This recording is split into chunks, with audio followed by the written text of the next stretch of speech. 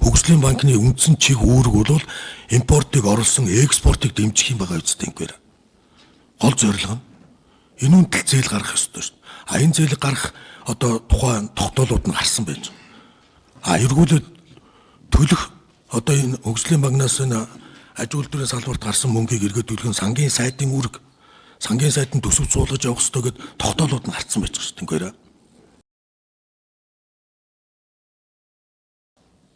Тэгээ явж байгаа ажлыг улс төржүүлж аваачиж хүчний байгууллагт үүрэг өгөж аваачиж зогсоо энэ хэний одоо үүрэг даалгавар. Яагаад Монгол улс өнөөдөр аж үйлдвэрчж болдоггүй?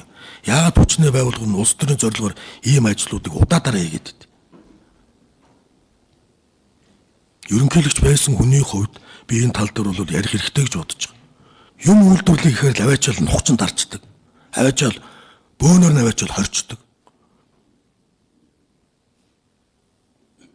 Энэ тал дээр нь анхаарч өгөөч инквайра.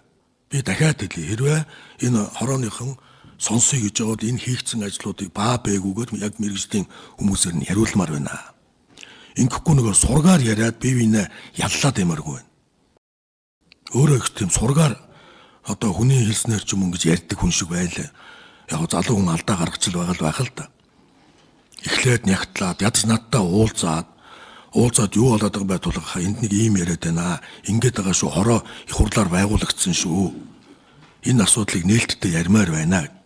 Энэ бид хоёрын асуудал биш, энэ хурлын асуудал ш. Энэ Монгол улсын ирээдүйн өнөөдрийн бухимдлын асуудал.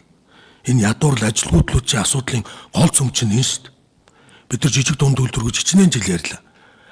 Ажлын байрыг ажилгүйдлийг маасаар нь ерөөсөө бий болгож чадахгүй ш.